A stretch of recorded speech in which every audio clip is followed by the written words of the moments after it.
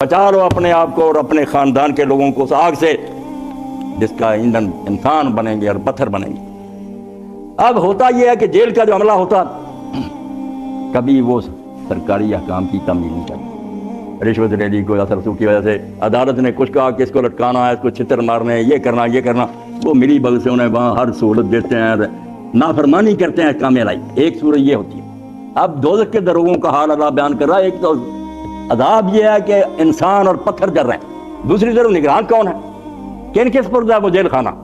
پہلے دو صفتیں بیان کی، علیہا ملائکۃ غلاظ شداد، وہاں جو فرشتے مقرر ہیں جن کے حوالے تم مجرم کیے جاؤ گے وہ غلاظ ہیں، سخت طبیعت ہیں، ان میں نرمی نہیں۔ تم رو چیخو منتیں کرو، ان کے اندر ترس نام کی کوئی ہے، وہ ترس نہیں کھائیں گے۔ یہاں ترس کھا جاتے کتنا مرا یار مجرم جو ہے نا لو روانہ نرمی کرو، فرمایا نہیں، وہ نہیں نرمی کریں گے، غلاظ سخت تباہ ہوں گے، درست ہوں گے۔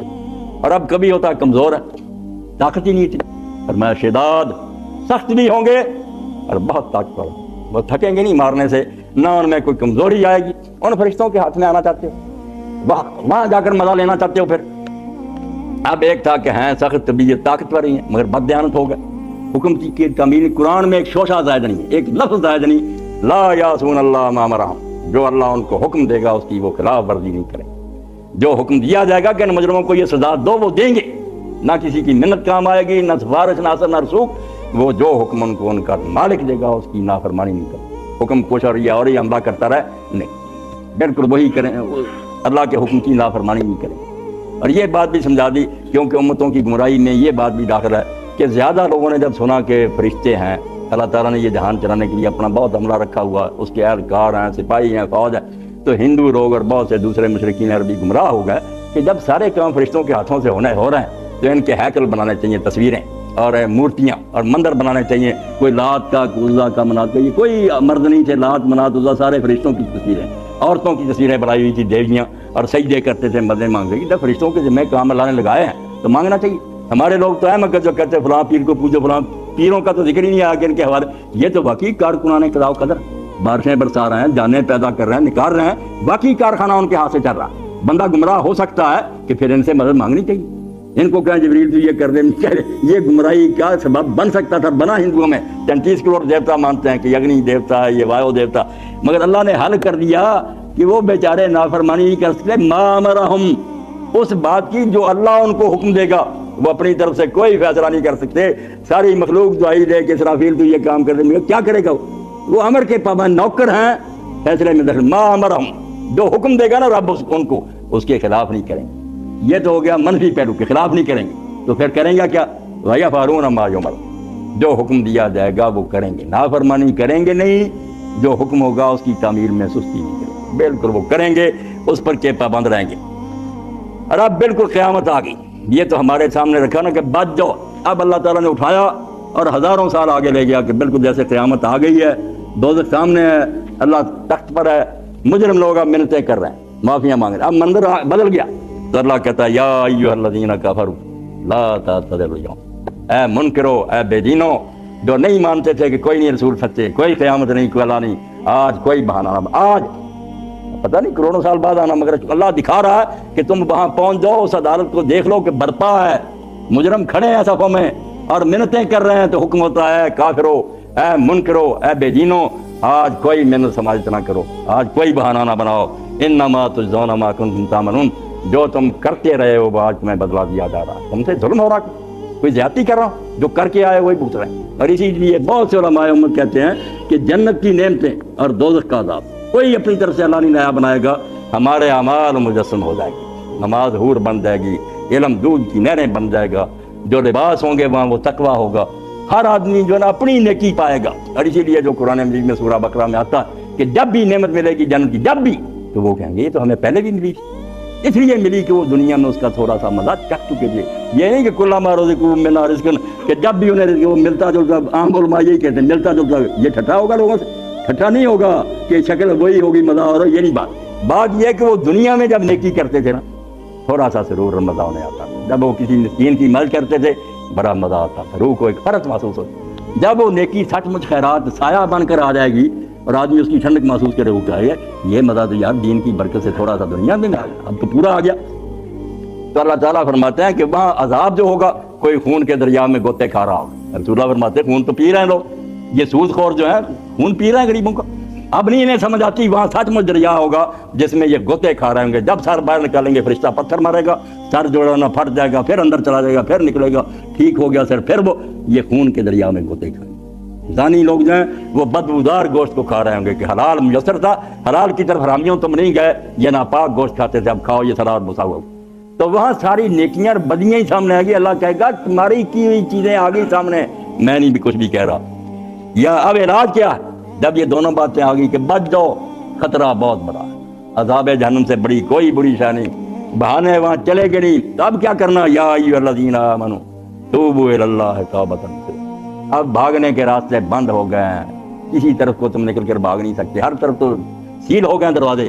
ایک دروازہ رہ گیا, وہ اللہ نے خود کھولا اپنے فضل سے, اس کو توبہ کا دروازہ کہتے کہ بعد آ جاؤ, جو کچھ ہوا اس کو چھوڑ دو, آئندہ کے لیے عزم اور فیصلہ کرو کہ اب نہیں یہ کام کریں گے, اور ساتھ ساتھ معافی مانگتے رہو, اور جن کے ساتھ ظلم کیا ہے ان کو راضی کر سکتے ہو, ان کا حق واپس کرتے ہو واپس کرو, اور ساتھ اللہ تعالیٰ سے مدد مانگتے رہو. 5 چیزیں توبہ کے 5 عناصر اجزاء ہیں جس سے توبہ بنتی ہے. کہ پچھلے پر شرمندہ ہو, اگر پچھلے گناہ پر خوشی محسوس ہو رہی ہے, فخر ہے کہ میں نے تو یہ کام کیا تھا, نہیں توبہ نہیں ہوئی. شرم سے ڈوب جاؤ, پسینہ آ جائے, قطرے سمجھ کے شان کریمی نے چن لیے, قطرے جو تھے میرے ہر کے انتہا, ایسے شرمسار ہو کہ بالکل اللہ تعالیٰ سمجھے کہ واقعی دل سے شرمندہ کہ میں یہ کیا کرتا, کس لیے آئے تھے اور کیا کر گئے. اس لیے پہلے نادم ہو ماضی پر, دوسرا عزم کرو, پکا ارادہ کہ آئندہ نہیں کریں گے. حضرت امام محمد باقر رحمۃ اللہ علیہ کیسے فرماتے ہیں کہ المقیم اور اعظم بھی والمستغفر منہ کالمستغفر. جو آدمی گناہ پر اسی طرح رہتا ہے ڈٹا, اور ساتھ ساتھ اللہ سے معافی مانگتا ہے, وہ اللہ سے مذاق کر رہا, اچھا کر رہا, بہت بڑا جرم کر رہا, بعد آنا نہیں, اللہ سے مخاول کر رہا ہے کہ معاف کر لیں. تو اللہ تعالیٰ فرماتے ہیں کیا ہے ایمان والو, اب جو تم نے سمجھ لیا کہ دوزخ سے بڑا کوئی خطرہ, بچاؤ ہے کوئی, نگران فرشتے ہیں سخت, بھاگنے کی کوئی جگہ نہیں, بہانا چلے گا نہیں کوئی, تو لوٹ آؤ اللہ کی طرف, لوٹنا نصوحا. اب نصوحا کے بارے میں مشہور ہو گیا, کسی کے نصوحا کوئی آدمی تھا وہ یہ کام کرتا تھا, اللہ اس کے بارے میں کہتا نصوحا کی طرح کی توبہ کرو. ایسی بات نہیں, یہ توبۃ نصوحا صفت موصوف ہے, ایسی توبہ کرو جو نصوح ہو. نصوح کیا؟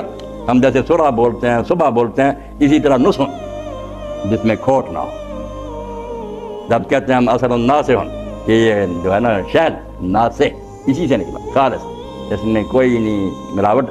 فرماتا ہے ایک معنی تو یہ کہ توبہ کرو تو خالص توبہ, اس میں ملاوٹ نہ ہو, دل میں پھر یہی برا ارادہ کہ موقع ملے گا تو کریں گے, یہ کھوٹی ہے, ایسے کام نہیں چلے گا. خالص توبہ کرو. اور دوسرا جیسے کتاب بولتے ہیں اسی طرح نصاحن اسی سے بنا ہے, جو پھر کہتے ہیں کہ دائمی اور پکی پختہ, کہ خالص توبہ کرو اور پکی کرو کہ بار بار اس کو توڑنا نہیں, جمے رہنا. بعد میں اللہ تعالیٰ میں مہربانی فرمائے کبھی لفظ ہو جائے پھر توبہ کرو, مگر پہلے ارادہ یہی ہونا چاہیے کہ اب یہ ہماری توبہ جو ہے محکم ہے, پختہ ہے, جو ہو گیا اب نہیں کریں گے. تو اللہ کہتا ہے لوگو توبہ کرو, خالص توبہ, محکم توبہ, پکی توبہ. اور بیان کیا فرمایا اللہ, سارا قصہ کیا ہے کہ اللہ کی تلاش میں اس دنیا میں آئے تھے, ہم جو پیدا ہوئے پھر مرتے ہیں. قصہ کیا؟